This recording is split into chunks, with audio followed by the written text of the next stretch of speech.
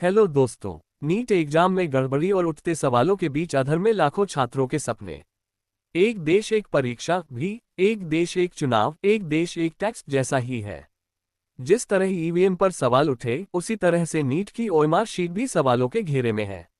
EVM को supreme court से clean chit मिलने के बाद भी शंका बरकरार है। नीट आयोजित कराने वाली नेशनल टेस्टिंग एजेंसी एनटीए कहती है परीक्षा की ओएमआर शीट में छेड़छाड़ संभव नहीं है। नीट में गड़बड़ी की दूसरी राहें भी हैं। ग्रेस मार्क्स और पेपर लीक सवालों के घेरे में हैं। नीट की तरह ही इंजीनियरिंग में जेईई और विश्वविद्यालय परीक्षाओं के लिए क्यूट भी आयोजित की जाती हैं। ये भी एक देश एक परीक्षा जैसी हैं। नीट में 1,50,000 सीटों के लिए 24 लाख छात्र परीक्षा देते हैं। नेशनल लेवल की जगह स्टेट लेवल पर यह परीक्षा क्यों नहीं आयोजित की जाती? क्या सरकार सभी छात्रों के लिए सरकारी मेडिकल कॉलेज नहीं खोल सकती? छात्र प्राइवेट कॉलेज में पढ़ने क्यों जाएं?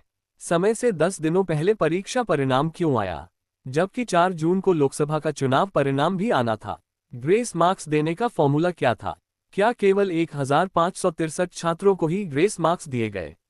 ग्रेस मार्क्स वाले छात्रों की दोबारा परीक्षा लेने से मेरिट पर क्या असर पड़ेगा? एनटीए की गलती पकड़ी जा चुकी है। ऐसे में उसके द्वारा आयोजित परीक्षा पर भरोसा कैसे हो? क्या इस परीक्षा में शामिल होने वाले छात्रों का खर्च सरकार उठाएगी? बहुतेरे ऐसे सवाल हैं जिनके जवाब तलाशने की कोशिश करते हैं। सरकार एक देश एक परीक्षा कराने को आतुर है। नीट में दिखने वाली गड़बड़ियों के बाद अब इस तरह की व्यवस्था पर सवाल उठने लगे हैं। ऐसे में जरूरी है कि स्टेट लेवल पर परीक्षा हो। अगर ऐसा होगा तो गड़बड़ी के मौके कम होंगे। सरकार को एक देश एक परीक्षा की जिद छोड़नी होगी। जितनी बड़ी परीक्षा होगी उसमें गड़बड़ी की संभावना उतनी ही अधिक होगी। ऐसे में पहले की ही तरह से जिले और राज्य स्तर पर पीएमटी और सीपीएमटी परीक्षा आयोजित हो। सबकी अलग योग्यता हो। योग्यता से अधिक वालों को परीक्षा से अयोग्य ठहराया जाए, तभी सही आकलन हो सकेगा व योग्य अभ्यर्थी का ही चुनाव हो सकेगा। छात्र चाहे स्नातक की पढ़ाई करना चाहे या इंजीनियरिंग की, सरकार की जिम्मेदारी है कि वह पढ़ाई की व्यवस्था करे। शिक्षा का बाजारीकरण रुकना चाहिए। इसी वजह से गड़बड़ी होती है। सरकारी कॉलेज अलॉट होने की चाह में छात्र कोचिंग संस्थानों के मोहपाश में पढ़ते हैं। कोचिंग संस्थानों में छात्रों पर मानसिक दबाव डाला जाता है, जिस वजह से छात्र आत्महत्या जैसे कदम उठाने को मजबूर होते हैं। नीट यूजीसी का आयोजन 5 मई 2024 को देशभर में 4,750 केंद्रों पर किया गया, जिसमें 24 लाख से अधिक बच्चे शामिल हुए थे। इसके बाद रिजल्ट 14 जून को आना था, लेकिन ये 4 जून को ही जारी कर दिया गया। इसमें 67 स्टूडेंट्स को 720 में से 720 अंक मिले। 2 स्टूडेंट्स को 717 और 719 अंक मिले। सारा विवाद यहां से शुरू हुआ। विवाद के 3 प्रमुख कारण थे। एक तो लोगों को ये समझ नहीं आया कि 67 छात्रों को 720 में से 720 नंबर कैसे मिले। दूसरा सवाल यह उठ रहा है कि जब परीक्षा का परिणाम 14 जून को आना था तो उसे अचानक 10 दिनों पहले 4 जून को ही क्यों घोषित कर दिया गया? 4 जून को देश के लोकसभा चुनाव का परिणाम आना था।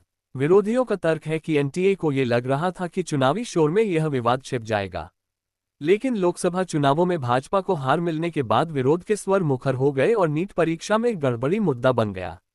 दूसरा सवाल यह उठ रहा है कि किसी छात्र के 717, 718 और 719 अंक कैसे आ सकते हैं? नीट परीक्षा में 720 नंबर का पूरा पेपर होता है। अगर छात्र एक सवाल छोड़ता है तो उसके 4 नंबर कट जाएंगे, जिसके बाद छात्र को 716 नंबर मिल सकते हैं। अगर एक सवाल गलत करता है तो उसके 4 नंबर गलत जवाब देने के काटेंगे और 1 नंबर माइनस मार्कन का कटेगा, यानी उसके कुल 5 नंबर काटेंगे तो उसको 715 नंबर मिलेंगे। ऐसे में ये समझ नहीं आ रहा कि 717, 718 और 719 किस तरह से नंबर मिले हैं। यही वह सूत्र था जिससे नीट में गड़बड़ी का राज खुला। नीट ने अपनी सफाई में तर्क दिया कि ग्रेस मार्क्स के कारण ये नंबर आए। तब सवाल उठा कि ग्रेस मार्क्स क्या है, ये क्यों दिए गए, किसको दिए गए, ग्रेस मार्क्स देने का फार्मूला क्या था?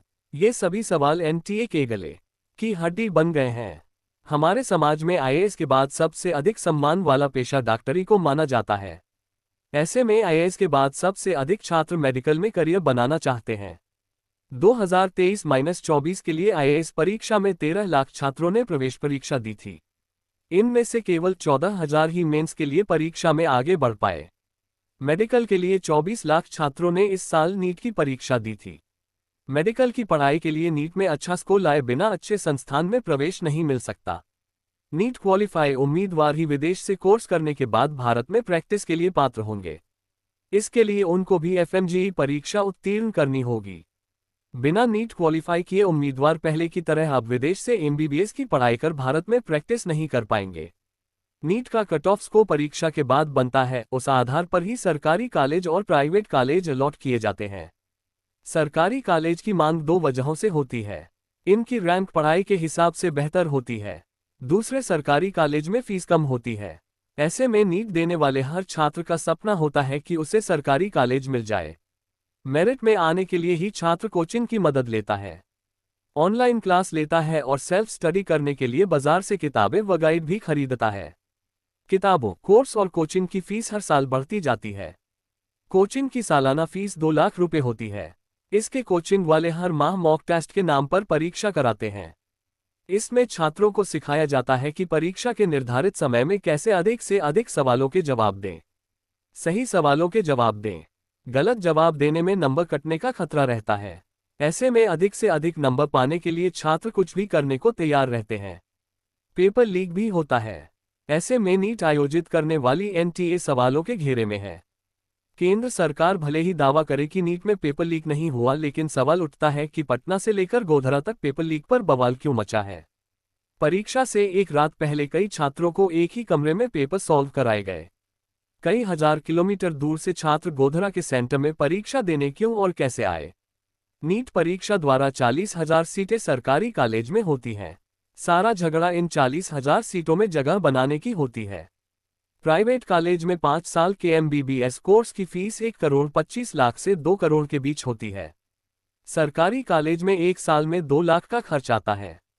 ऐसे में 10 लाख में डॉक्टरी की पढ़ाई हो जाती है। सरकारी कॉलेज में 1 साल में 2 लाख का खर्च आता है। ऐसे में 10 लाख में डॉक्टरी की पढ़ाई हो जाती है। गोधरा के अलावा पटना के शास्त्री नगर सेंटर पर भी 13 छात्रों को हिरासत में लेकर पेपर लीक की जांच की जा रही है। अगर पेपर लीक का मसला नहीं है तो इनको गिरफ्तार क्यों किया गया? जब नीट आयोजित कराने वाली संस्था एनटीए ने टॉपर्स के नाम अपनी वेबसाइट पर अपलोड किए तो छात्रों ने सवाल करने शुरू कर दिए। छात्रों ने एजेंसी से पूछा कि जहां हर साल 1 या अधिकतम 2 टॉपर निकलते हैं, वहीं इस साल कुल 67 टॉपर हैं और इन सभी को परफेक्ट 720 अंक मिले हैं, ये कैसे हुआ? इनमें एक ही एग्जाम सेंटर से 6 टॉपर्स होने की बात भी सामने आई।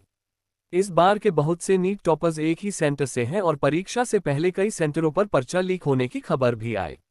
सरकार ने बिना किसी जांच के ही पेपर लीक के आरोप को नहीं माना है। छात्रों ने एनटीए पर दूसरा आरोप लगाते हुए कहा कि खास सेंटर्स के स्टूडेंट्स को ही ग्रेस मार्क्स दिए गए हैं, जबकि पेपर लेट कई सेंटर्स पर हुए थे।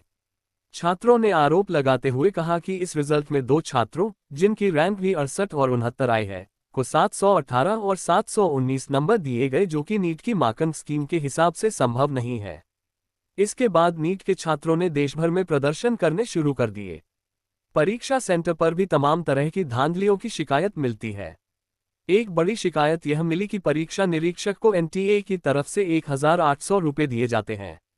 कॉलेज वाले इसमें से 800 रुपये वापस ले लेते हैं। परीक्षा सेंटर काफी दूर दूर होने के कारण छात्रों को रात खुले में गुजारनी पड़ती है। इनके रहने खाने की व्यवस्था नहीं होती है। इससे इनको परेशानियों का सामना करना पड़ता है। जिन कॉलेजों में परीक्षा केंद्र बनाए जाते हैं उनकी अलग सांठगांठ होती है। इसी तरह से कोचिंग संस्थाओं की भी सांठगांठ होती है। पेपर आउट से लेकर परीक्षा में गड़बड़ी तक बहुत ऐसे मसले हैं जिनकी वजह से परीक्षाओं पर से भरोसा घटा है। सुप्रीम कोर्ट ने कहा कि नीट में गड़बड़ी से परीक्षा की पवित्रता प्रभावित हुई है। अब ये सवाल सड़क से लेकर संसद तक उठना तय है। लखनऊ की रहने वाली आयुषी का नीट रिजल्ट गलत एप्लीकेशन नंबर के साथ जारी कर दिया गया, जिसमें उसके अंक सिर्फ 355 दिखाए जा रहे हैं। नीट परीक्षा में 715 अंक लाने का दावा करने वाली आयुषी पटेल लगातार सुर्खियों में है। अब एक नए विवाद के अनुसार एनटीए ने आयुषी का रिजल्ट गलत एप्लीकेशन नंबर के साथ जारी कर दिया है, जिसमें उसके अंक सिर्फ 355 दिखाए जा रहे हैं। सवाल यह उठता है कि अगर आयुषी को उसके सही एप्लीकेशन नंबर और आंसर की के मुताबिक 715 अंक मिले हैं तो उसका रिजल्ट गलत रजिस्ट्रेशन नंबर के साथ कैसे जारी कर दिया गया? सवाल यह उठता है कि अगर आयुषी को उसके सही एप्लीकेशन नंबर और आंसर की के मुताबिक 715 अंक मिले हैं तो उसका रिजल्ट गलत रजिस्ट्रेशन नंबर के साथ कैसे जारी कर दिया गया। आयुषी पटेल का कहना है कि पहले एनटीए ने उसका रिजल्ट रोक दिया।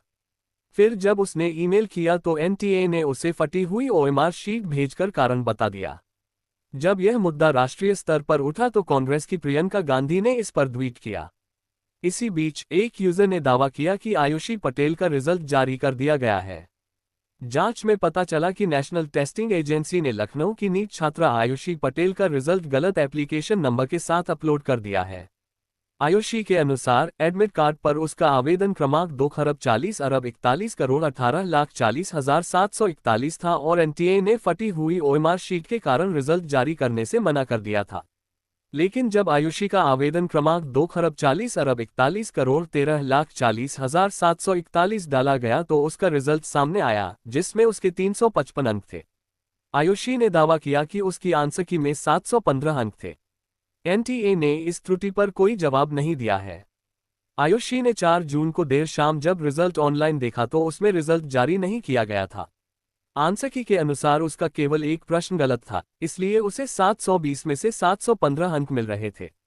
एनटीए से मेल पर संपर्क करने पर उसे फटी हुई ओएमआर शीट के बारे में बताया गया। आयुषी को समझ में नहीं आया कि उसकी ओएमआर शीट कैसे फट गई, जबकि उसने परीक्षा में बहुत सावधानी से ओएमआर शीट भरी थी। परीक्षा केंद्र पर तैनात लोगों ने भी सावधानी बरतते हुए उसकी ओएमआर शीट जमा कर दी। आयुषी के मामा, जो पेशे से हाई कोर्ट की लखनऊ बेंच में अधिवक्ता हैं, ने 4 जून को ही एनटीए को 3 लीगल नोटिस और 7 ईमेल भेजकर आयुषी की ओएमआर शीट मेल पर मांगी थी। 24 घंटे बाद जब एनटीए का मेल नहीं आया तो आयुषी और उस के परिजन हैरान रह गए। मेल पर भेजी गई ओएमआर शीट वाकई फटी हुई थी।